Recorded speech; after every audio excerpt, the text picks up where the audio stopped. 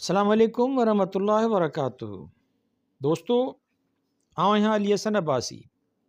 किताब आहे पीउ जा धी ॾे ख़त। लेखक जवाहरलाल नेहरू। सिंधीकार परवेज़।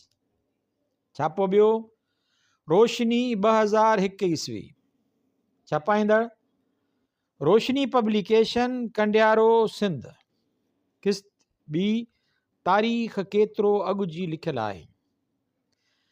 तव्हां ॾांहुं लिखियल कल्होके ख़त में मूं ज़ाहिर कयो हो त असांखे धरतीअ जी कहाणीअ बाबति फितरत जे किताब मां पढ़णो आहे। हिन किताब में उहा हर शइ मौजूदु आहे जेका तव्हां पंहिंजे चौधारी ॾिसो थियूं। जबल, माथिरियूं, नदियूं, समुंड ऐं ॿरंदड़ जबल। हीअ किताब हमेशह असांजे अॻियां खुलियल हूंदो आहे, पर असां मां तमामु थोरा माण्हू उन ॾांहुं को तवजो ॾियनि था या उनखे पढ़ण जी कोशिशि कनि था।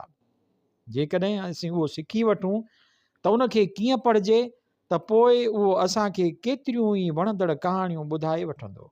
उन किताब जे पथरनि जे वर्क में जेके कहाणियूं असीं पढ़ंदासीं से यकीनन परियुनि जे ॾंद कथाउनि खां वधीक वणंदड़ ऐं ॼाण ॾींदड़ हूंदियूं।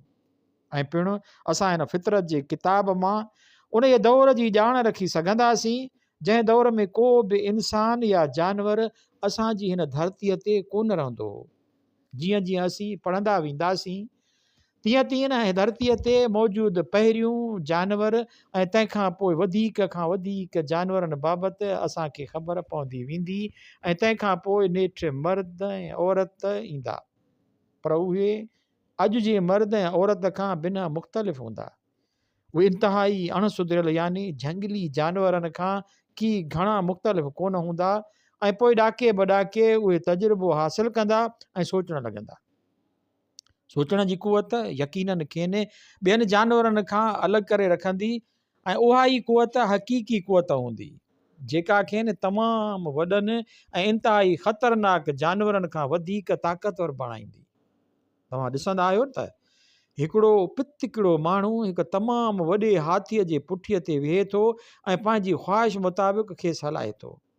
हाथी वॾो ऐं मज़बूत जानवर आहे जेको संदसि ॻिचीअ ते वेठल माहोट खां कई भेरा मज़बूत आहे, पर माहोट सोचे सघे थो ऐं जीअं त माहोट सोचे थो तंहिं करे हू आका आहे ऐं हाथी ग़ुलाम। तंहिं करे जीअं जीअं सोच जो मादो इंसान में वधंदो वियो तीअं तीअं हू ॼाणू ऐं ॾाहो थींदो वियो। हिन केतिरियूं शयूं ॻोल्हे रधियूं, बाहि कीअं ॿारिजे, पोखी कीअं कजे ऐं खाधो कीअं हासिलु कजे, पाइण लाइ कपिड़ो कीअं ठाहिजे ऐं रहण लाइ घर कीअं ठाहिजनि। इब्तिदा में केतिरा ई मर्द ऐं औरतूं गॾु रहंदा हुआ, तंहिं करे पहिरियां ई शहर ठहिया, पर शहरनि ठहण खां अॻु माण्हू हिकिड़े हंध खां ॿिए हंध ॾांहुं लॾ पलाण कंदा रहंदा हुआ ऐं शायदि तंबुनि में रहंदा हुआ। उन ज़माने में खेनि उहा ख़बर कान हुई त ज़मीन मां अनाज कीअं उपाइजे। न वटि जानवर हुआ ऐं न ई खेनि कणिक जी ख़बर हुई, जंहिं न वटि चांवर हुआ ऐं न ई खेनि कणिक जी ख़बर हुई जंहिंमां मानी पचाइनि। उन्हनि वटि भाॼियूं कोन हुयूं ऐं तमामु घणियूं शयूं जेके अॼु तव्हां खाओ था तन जी उन वक़्तु खेनि ख़बर कान हुई।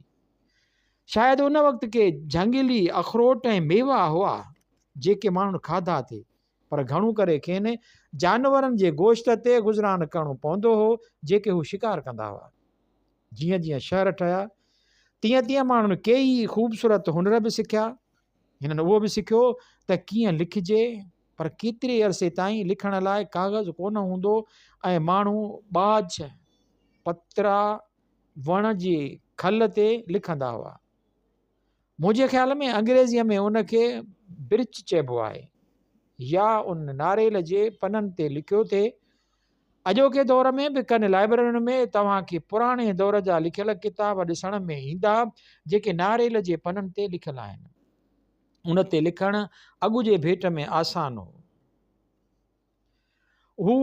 पर वरी छपाईअ जो मशीनूं, प्रिंटिंग प्रेस कोन हुयूं, तंहिं करे अॼु वांगुरु किताब हज़ारनि जे तादाद में कोन छपा हुआ। को बि किताबु हिकु भेरो लिखिबो हो ऐं पोइ ॿीहर उनजो नक़ल हथ जी महिनत सां कयो वेंदो हो। कि घणा किताब बि कोन हूंदा हुआ, हिकदमि कंहिं किताब घर ते वञी घुर्बल किताब ख़रीद करे कोन सघिबो हो। घुर्बल किताब जी नक़ुल करण लाइ को माण्हू हथु करणो पवंदो हो ऐं उहो कमु तमामु घणो वक़्तु वठंदो हो। पर पोइ बि उन दौर में माण्हुनि इंतिहाई ख़ूबसूरतीअ सां लिखियो ऐं असां वटि अॼु बि लाइब्रेरियुनि में उहे किताब मौजूदु आहिनि जेके तमामु ख़ूबसूरतीअ सां हथ सां लिखियल किताब आहिनि। जॾहिं माण्हुनि किताब नक़ल कयो थिए तन घणो करे सिफ़े जे चइनी पासनि खां सुहिणा गुल या ख़ूबसूरत डिज़ाइनूं पिणु ठाहियूं थिए। शहरनि जे वधण विझण सां ॾाके बि ॾाके मुल्क ऐं क़ौमूं ठहियूं।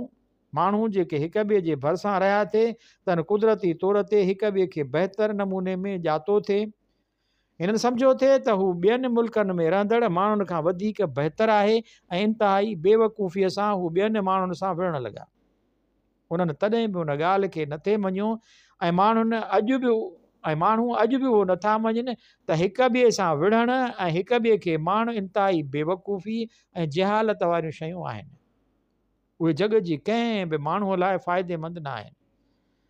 शहरनि ऐं मुल्कनि जी शुरूआती दौर जी कहाणी सिखण लाइ कॾहिं कॾहिं असां पुराणा किताब हासिलु करियूं था, पर घणा की किताब मौजूदु कोन्हनि। ॿियूं शयूं असांजी मदद कनि थियूं। क़दीम दौर जा बादशाह ऐं शहनशाह पंहिंजे अहद जा अहवाल पथरनि जे कुतबनि ऐं महलातुनि जे पथर वारनि थंभनि ते लिखाए छॾींदा हुआ। किताब घणो वक़्तु महफ़ूज़ रही नथा सघनि, संदन काग़ज़ ॻरी सड़ी वञे थो या सुरो खायो छॾनि, पर पथर तमामु घणो जटरादार आहिनि। इलाहाबाद वारे किले में अशोक जो वॾे पथर वारो थंभो शायदि तव्हांखे यादि हूंदो, जंहिं ते पथर खे टुके अशोक जो फ़रमान लिखियो वियो आहे, जेको केतिरा सौ साल अॻु भारत जो वॾो बादशाह थी गुज़रियो आहे। जेकॾहिं तव्हां लखनऊ जे अजायब घर में वेंदव त तव्हांखे केतिरा पथर ॾिसण में ईंदा जिन ते इबारतूं उकिरियल आहिनि। मुख़्तलिफ़ मुल्कनि जी पुराणी तारीख़ पढ़ंदे असां चीन ऐं मिस्र में तमामु घणो अॻु थियल कारनामनि बाबति सिखंदासीं, जॾहिं अञा यूरोप जा मुल्क वहशी क़बीलनि सां भरिया पिया हुआ।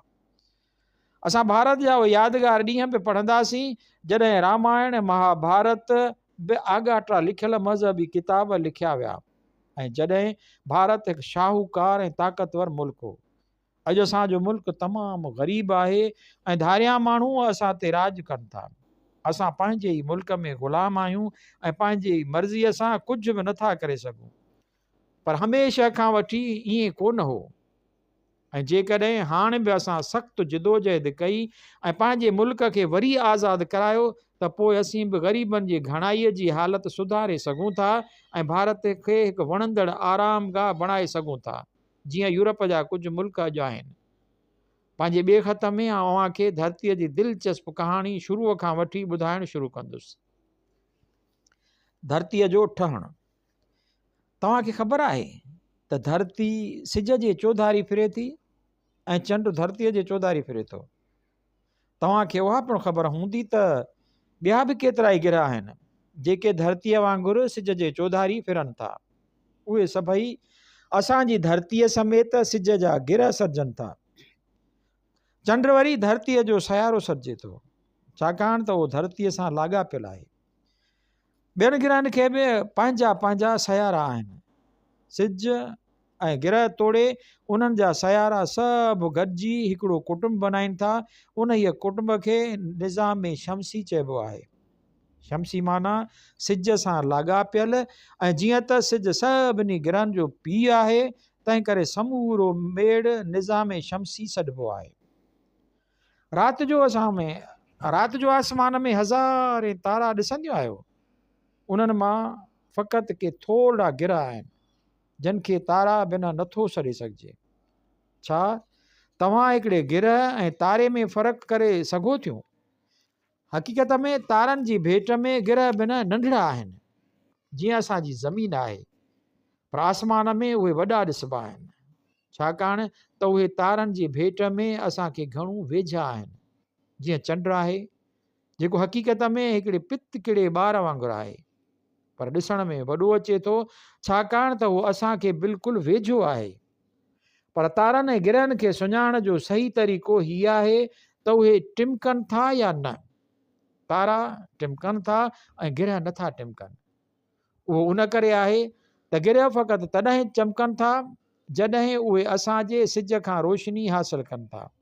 असां गिरहनि या चंड खे तॾहिं ॾिसी सघूं था जॾहिं मथनि सिज जी रोशनी पवे थी। सचा पचा तारा असांजी सिज जहिड़ा आहिनि। उहे पंहिंजे पाण चिमकनि था, छाकाणि त उहे इंतिहाई गरम ऐं ॿरंदड़ आहिनि। दरअसल असांजो सिज पाण बि हिकु तारो आहे। उहो वॾो उन करे थो ॾिसण में अचे जो उहो ॿियनि तारनि खां असांखे वेझो आहे ऐं असांखे बाहि जी हिकु वॾी बाल वांगुरु ॾिसण में अचे थो। सो असांजी धरती सिज जे कुटुंब सां तालुक़ रखे थी, यानी निज़ाम शमसी सां। असां सम्झूं था त धरती तमामु वॾी आहे ऐं असांजी पंहिंजे नंढड़े वजूद जी भेट में वाक़ई तमामु वॾी आहे। जेकॾहिं उन जे हिकु हिसे खां ॿिए हिसे ताईं चाहे कंहिं तेज़ रफ़्तार रेल या सामूंडी जहाज़ में चढ़ी वञिजे तॾहिं बि हफ़्ता छा महीना लॻी वञनि। जेतोणीकि असांखे एॾी सारी वॾी ॾिसण में अचे थी, पर उहा कंहिं हवा में टंगियल मिटीअ जे ज़रड़े जेतिरी आहे। सिज लखी मैल परे आहे ऐं ॿिया तारा त अञा बि घणो परे आहिनि। माहिर फल्कियात यानी उहे माण्हू जेके तारनि जी खोजना कनि था से ॿुधाइनि था त तमामु घणो अॻे धरती ऐं समूरा गिरह सिज जो हिसो हुआ। उन वक़्तु सिज हिकु ॿरंदड़ मादे जो टुकुर हो जेको इंतिहाई गरम हो, जीअं अॼु पिणु ॾिसिजे पियो। पोइ कंहिं वक़्तु उन मां नंढा नंढा टुकर छिॼी धार थी विया ऐं परे परे हवा में वञी किरिया। पर हू पंहिंजी पीउ यानी सिज खां बिना लातालुक़ कोन थिया। उहे टुकड़ा छिॼी धार त थिया, पर सिज जे चौधारी ईअं गर्दिश कंदा रहिया ॼण की उहे हिकु रसीअ सां ॿधल हुजनि। उहा अजीब कशिश जंहिंखे मूं हिकु रसीअ सां तशबीह ॾिनी आहे, उहा का अहिड़ी कुवत आहे जंहिंसां नंढियूं शयूं वॾी शइ ॾांहुं छिकिबियूं रहनि थियूं। उहा ई कुवत आहे जंहिंसां शयूं पंहिंजे वज़न मुताबिक़ छिकजनि थियूं। जीअं त ज़मीन असांखे सभ खां वधीक वेझी शइ आहे, तंहिं करे ॿियूं समूरियूं शयूं जेके असां वटि आहिनि से ज़मीन ॾांहुं छिकजनि थियूं। अहिड़े तरीक़े सां असांजी ज़मीन पिणु सिज खां छिॼी धार थी आहे। उहा पिणु ज़रूरु तमामु घणी गरम हूंदी, जंहिंजे चौधारी इंतिहाई गरम गैस ऐं हवा हूंदी, पर जीअं त उहा सिज खां बिना नंढड़ी हुई तंहिं करे उहा थधी थियण लॻी। सिज पिणु पंहिंजी गरमाइश घटि करे रहियो आहे, पर उहो थधे थियण में अञा किरोड़े साल वठंदो। हुनजे भेट में ज़मीन थधी थियण में घणो घटि अरसो लॻायो, पर जॾहिं उहा गरम हुई तॾहिं मथसि का बि जानदार शइ रही कान पए सघी। न माण्हू, न जानवर, न वरी वण या ॿूटा, हर शइ ॿरी भस्म थी वञे हा। जीअं सिज मां हिकु टुकड़ो अलॻि थी थधो थी ज़मीन ते पियो आहे, साॻीअ तरह वरी ज़मीन जो हिकु टुकड़ो छिॼी अलॻि थी चंड थी पियो। घणनि माण्हुनि जो ख़्यालु आहे त अमेरिका ऐं जापान जे विच में मौजूदु पैसिफिक समुंड इहे हिकु ख़ाल आहे जितां चंड छिॼी धार थियो आहे। सो धरतीअ जे थधे थियण खे तमामु घणो अरसो लॻी वियो, जेतोणीकि संदसि अंदरियूं हिसो अञा बि तमामु घणो गरम आहे। अॼु बि जेकॾहिं तव्हां जीअं जीअं कोयलनि जी खाण अंदरि हेठि वेंदा तीअं तीअं ज़मीन वधीक गरम हूंदी। जे तव्हां ज़मीन जे तमामु घणो अंदरि वञण में कामयाबु थी वञो त उते तव्हांखे ज़मीन ततल लोह जहिड़ी ॻाढ़ी गरम ॾिसण में ईंदी। चंड बि थधो थियणु लॻो ऐं छाकाणि त चंड ज़मीन खां बि घणो नंढो हो तंहिं करे उहो ज़मीन खां बि अॻु थधो थी वियो। चंड तमामु वणंदड़ थधो लॻे थो। ईअं लॻे थो त चंड खे थधो चंड सॾिबो आहे। शायदि उहो आबशारनि ऐं बर्फ़ जे मैदाननि सां भरियल आहे। जॾहिं ज़मीन थधी थी वई ऐं हवा में मौजूदु समूरी बाफ़ पाणीअ में तब्दील थी वई ऐं शायदि मींहं जी सूरत में हेठि आई, तॾहिं ज़रूरु बेइंतिहा मींहं वठा हूंदा ऐं पोइ समूरो पाणी ज़मीन में मौजूदु वॾनि तोड़े नंढनि खालनि ऐं खॾनि में जमो थियणु लॻो। अहिड़ीअ तरह बहर ऐं समुंड ठहिया। जीअं जीअं धरती थधी थींदी वई तीअं तीअं बहर पिणु थधा थींदा विया ऐं पोइ ज़मीन जे मथाछिरे ते ऐं समुंडनि जे तरे मंझि जानदार शयुनि जो वजूद में अचणु मुमकिन थी पियो। असां ॿिए ख़त में हयातीअ जी शुरूआति बाबति बहस कंदासीं। पहिरियूं जानदार शयूं। असां पंहिंजे पोएं ख़त में ॾिठो त ज़मीन तमामु घणो अरसो गरम रही ऐं मथसि के बि हयातीअ जूं निशानियूं मौजूदु कोन हुयूं। ज़मीन ते हयाती कॾहिं शुरू थी ऐं पहिरियूं जानदार शयूं कहिड़ियूं हुयूं, उहो हिकु तमामु दिलचस्प सुवालु आहे, पर साॻिए वक़्तु ॾाढो ॾुखियो सुवालु पिणु आहे। अचो त असां पहिरीं उहो तइ करियूं त हयाती छा आहे। तव्हां शायदि उहो चवंदव त जानदार शयूं फ़क़ति माण्हू आहिनि या वधि में वधि ॿिया खणी जानवर, वणनि, ॿूटनि, गुलनि ऐं भाॼियुनि मुतलिक़ छा ख़्यालु आहे। यकीननि उहे पिणु जानदार आहिनि। उहे वधनि विझनि था, पाणी पीअनि था, साहु खणनि था ऐं मरनि था। जानवरनि ऐं वणनि में फ़र्क़ु रुॻो उहो आहे त वण चुरपुर नथा कनि। जेकॾहिं तव्हांखे यादि आहे त मूं लैंडिन जी क्यू बाग़ में तव्हांखे के वण ॾेखारिया हुआ। उहे वण आर्चर्ड ऐं पचर प्लांट हुआ जेके हक़ीक़त में जीत जड़ा खाइनि था। तंहिंखां पोइ के जानवर आहिनि, मसलन स्फंज, जेके वरी समुंड जे तरे में रहनि था ऐं चुरनि पुरनि कोन था। केॾी महिल उहो चवणु ॾाढो ॾुखियो थियो पवे त उहा शइ वण आहे या जानवर। जॾहिं तव्हां पाण ई पढ़ंदव वणनि मुतलिक़ साइंस या बाटनी, जानवरनि मुतलिक़ साइंस ज़ूलॉजी, तॾहिं तव्हां उहे अजीब शयूं पिणु ॾिसंदव जेके न मुकमिल तरह सां जानवर आहिनि ऐं न ई वण ॿूटा।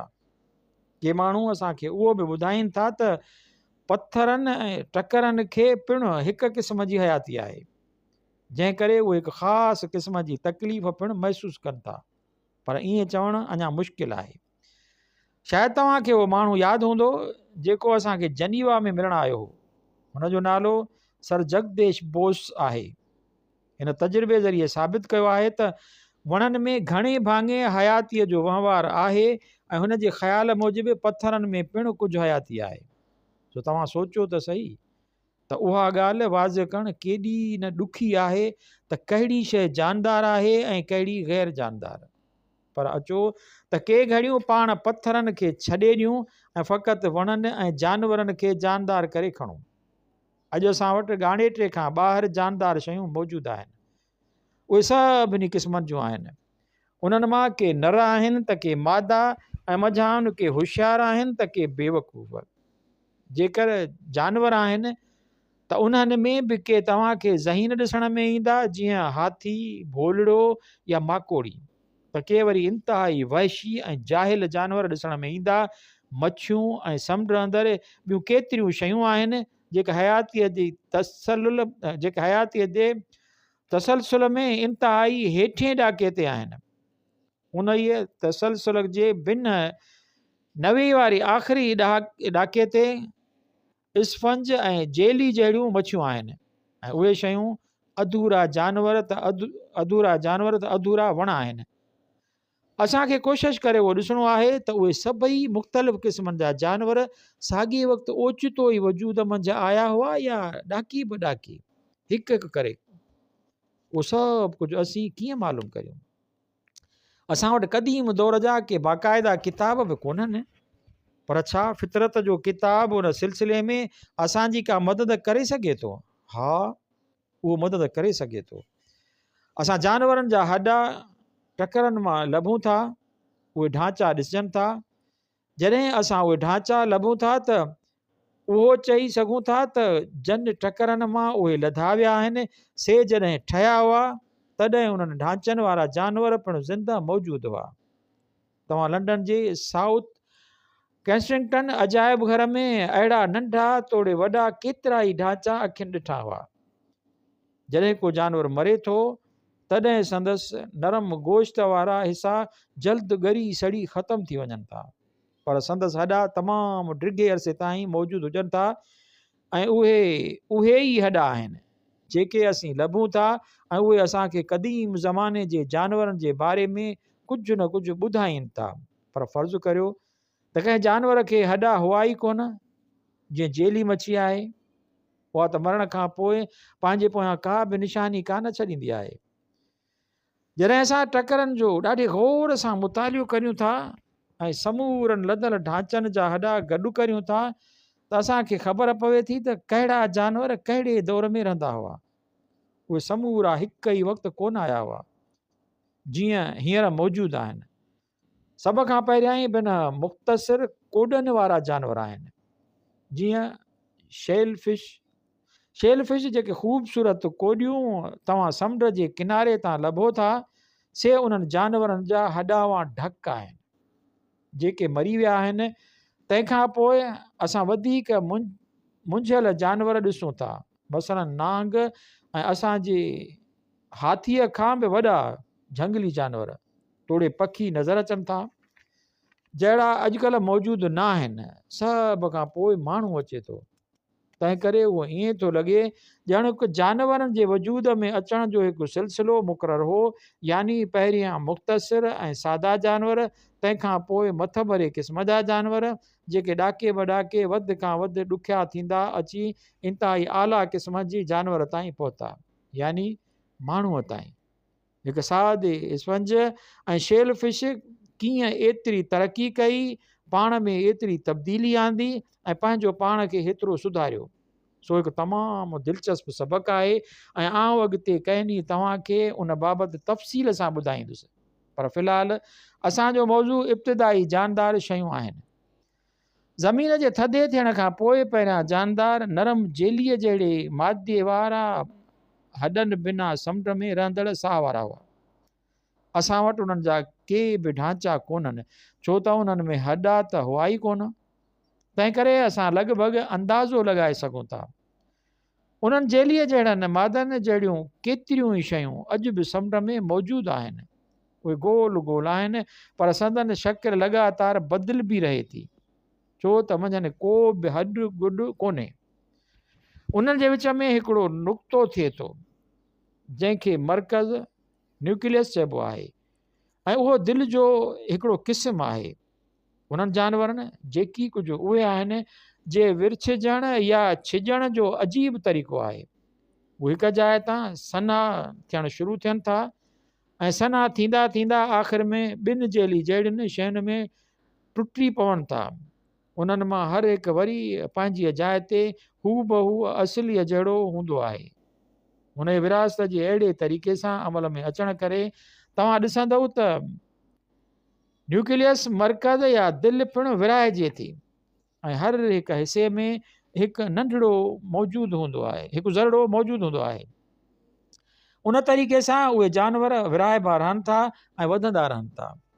असांजी धरतीअ ते उन क़िस्म जी का शइ पहिरियों साह वारो थी सघे थो। कहिड़ो न सादो ऐं निहठो हयातीअ जो नमूनो हो। उन वक़्तु समूरी धरतीअ ते उन खां वधीक बहितर ऐं मथ भरी ॿी का बि शइ कान हुई। हक़ीक़ी जानवर अञा अॻियां कोन आया हुआ ऐं माण्हू त अञा किरोड़े साल पोइ अचणो हो। उन्हनि जेलीअ जहिड़नि शयुनि खां पोइ संदन जाइ वरी सामूंडी गाह, कोड, मच्छीअ, शेल फिश, सियाणती, कार्ड्स ऐं कैनियस, वार्म्स, वालारी, तंहिंखां पोइ मच्छियूं आयूं। असांखे उन्हनि जे बारे में चङी मोचारी ख़बर आहे, छो त खेनि सख़्तु हॾावां खोपा हुआ जेके उन पंहिंजे मरण खां पोइ घणी वक़्त ताईं असां लाइ पोयां छॾिया त जीअं असां खेनि ॻोल्हे लहूं ऐं मालूमात हासिलु करियूं। उहे कोड समुंड जे तरे में मिटीअ में मौजूदु रहिया। उन्हनि ते ताज़ी मिटी ऐं वारी वरी वेई ऐं अहिड़ी तरह उहे बिल्कुलु महफ़ूज़ थी विया। उहा मिटी वारी ऐं ताज़ी मिटीअ जे बार ऐं दाब सबबि सख़्तु थी वई। उहा एतिरी त सख़्तु थी वई जो पोइ उहा टकर बणिजी पई। अहिड़ी तरह समुंड जे तरे में टकर ठहिया। कंहिं ज़िलज़िले या कंहिं ॿिए सबब करे उहे टकर समुंड जे अंदरां ॿाहिरि आया, जेके सुकल ज़मीन में बदिलजी विया। तंहिंखां पोइ उहो सुकल टुकर नदियुनि जे वहकिरे ऐं बरसातुनि ज़रिए साफ़ थींदा विया ऐं कोड जेके सदियुनि खां संदन सीने में लिकल हुआ से ज़ाहिर थी पिया। उन जे तरीक़े सां उहे कोड ऐं ढांचा असां ताईं पहुता, जंहिंजे पढ़ण खां पोइ उहो मालूम थिए थो त असांजी धरती माण्हूअ जे अचण खां सदियूं अॻु में छा हुई। ॿिए ख़त में असां उहो तय कंदासीं त उहे सादा जानवर तरक़ी करे उन दर्जे ताईं कीअं पहुता जंहिं ते हू अॼु आहिनि।